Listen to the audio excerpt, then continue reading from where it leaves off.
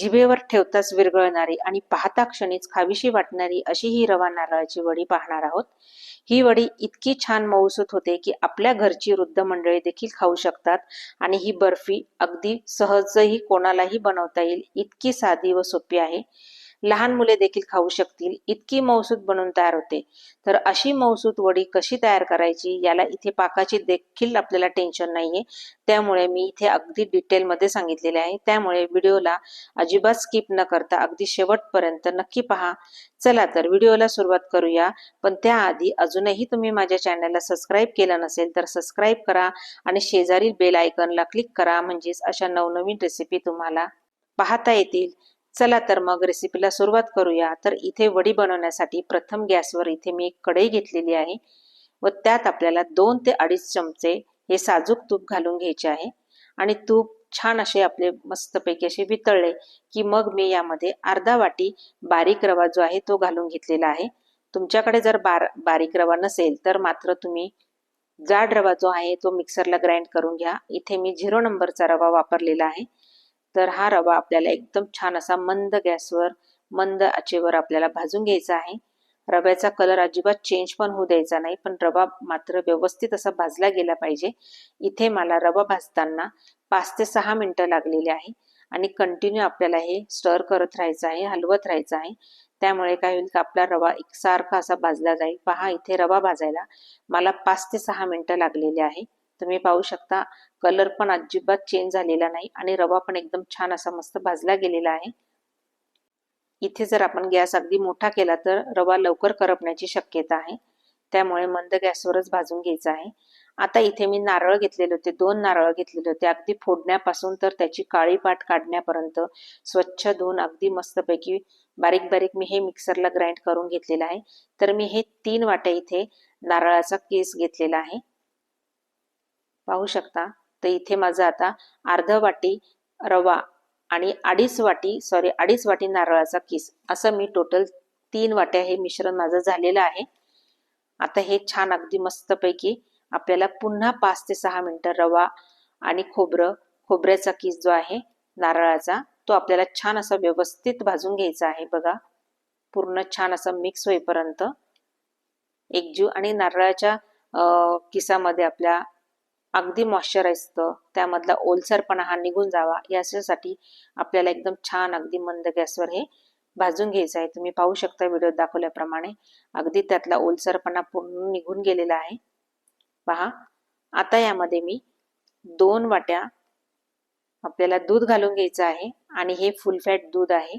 तर मी हे 2 वाट्या दूध घालून घेणार आहे। याने काय होईल की आपल्या वडीला जी आहे ती खूप सुंदर अशी चव येणार आहे, खूप छान आणि एकदम मऊसूत आपल्या जे वड्या आहेत त्या तयार होणार आहेत। तर मग मी हे आता छान अगदी दूध घालून आपल्याला मस्त शिजवून घ्यायचं आहे आणि ह्या दुधाने काय होईल की आपण जो रवा घातलेला आहे तो एकदम छान असा फुलून येईल आणि आपल्या ज्या वड्यांना आहे एकदम छान अशी मस्तपैकी आपल्याला चव येणार आहे। आणि तुमच्याकडे जर साय असेल तर तुम्ही साय देखील याच्यामध्ये अजून 2 ते 3 चमचे घातली ना की त्याने पण खूप सुंदर अशी चव लागते आणि बर्फी खाताना अजिबात कचकच लागत नाही। बघा आता इथे मी सगळं भाजून झालेलं आहे। आता इथे मी 3 वाट्या इथे मी साखर घालून घेत आहे। पहा 3 वाट्याला 3 वाटी साखर अशी मी घालून घेत आहे आणि ही साखर पण आता पूर्ण ह्या मिश्रणामध्ये मिक्स करायची आहे। बघा आता इथे मला टोटल आता हे 20 ते 22 मिनिटं लागलेली आहे। आता कारण यामध्ये साखर पण विरघळलेली आहे, साखरेचं पाणी आहे आणि आता हे कंटिन्यू आपल्याला हलवत राहायचं आहे आणि याचं पातळ मिश्रण तयार होईल। बघा कारण मध्ये पाणी सुटतं त्याच्यामुळे हे मिश्रण आता पातळ झालेलं आहे, पण हे जसजसं शिजत जाणार आहे तसतसं मात्र हे मिश्रण असं घट्ट होत जाणार आहे। बघा आता छान असं मस्त घट्टपणा आलेला आहे। तर त्यामध्ये त्यावेळेस मी इथे 3 पुड्या मी इथे दुधाची पावडर म्हणजे मिल्क पावडर टाकून घेणार आहे। पहा जे आपले 10-10 रुपयाला जे पाऊच मिळतात ते मी इथे 3 घेतलेले आहे आणि ते तिन्हीच्या तिन्ही यामध्ये टाकायचे। कंटिन्यू आपल्याला हलवायचं आहे आणि अजिबात यामध्ये गुठळी होऊ द्यायची नाही आणि कंटिन्यू छान अगदी मस्तपैकी मिक्स होईपर्यंत आपल्याला हे छान अगदी भाजून घ्यायचं आहे एकदम मस्तपैकी। पाय मिश्रण अगदी घट्ट होते, जसजसं शिजत जाणार आहे तसतसं हे घट्ट होत जाणार आहे। पहा टेक्स्चर वगैरे किती सुंदर आलंय, किती छान दिसत आहे हे. आता याला अजून आपल्याला वेळ लागणार आहे शिजण्यासाठी. पहा आता पुष्कळसा घट्ट पाणी आलेला आहे, तर यामध्ये मी आता वेलची पूड टाकून घेणार आहे. याने पण आपल्या वडीला जे आहे खूप सुंदर अशी चव येणार आहे, खूप छान असा वास पण येणार आहे. पहा जसजसे हे मिश्रण आपलं शिजत जात आहे तसतसं अगदी कढई सोडू लागलं आहे हे मिश्रण. म्हणजे आपली ही खूण आहे की आपलं हे मिश्रण जे आहे आता हे वडी होण्यामध्ये, वडी सेट होण्यासाठी तयार आहे. तरी पण अजून हे थोडं आपल्याला शिजून घ्यायचं आहे. तोपर्यंत इथे एका प्लेटला मी छान असं तूप लावून घेतलेलं आहे. तुम्ही एका ताटाला म्हणा किंवा तुम्हाला परात वगैरे असेल तिथे पण तूप लावून घेतलं तरी चालेल. पहा आता हे सगळं मिश्रण मी ह्या प्लेटमध्ये, ट्रेमध्ये ओतून घेत आहे. पूर्ण असं छान अगदी मस्तपैकी ट्रेमध्ये ओतून घ्यायचं आहे आणि एकसारखं आपल्याला हे छान असं करून घ्यायचं आहे. आता इथे याला अर्धा तास तरी आपल्याला हे असंच सोडून द्यायचं आहे सेट करण्यासाठी, सेट होण्यासाठी. पहा एकदम छान झालेलं आहे. आणि यावर मी आता गार्निशिंगसाठी पिस्त्याचे थोडे काप घालून घेत आहे. तुम्हाला जे पण ड्रायफ्रुट्स आवडतील ते तुम्ही यावर टाकू शकता. नाही तर अगदी प्लेन जरी ठेवलं तरी चालणार आहे. खूप छान लागतात या. बघा इथे मला अर्धा ते पाऊण तास तरी हे थंड व्हायला लागलेलं आहे. आता मी याच्या वड्या कट करून घेत आहे. पहा कारण एकदम मिश्रण एकदम सेट झालं तर मग आपल्याला वड्या करता येणार नाही, कापता येणार नाही. त्यामुळे मी या कट करून घेणार आहे. आता या सगळ्याच्या सगळ्या वड्या मी ह्या कट करून घेणार आहे.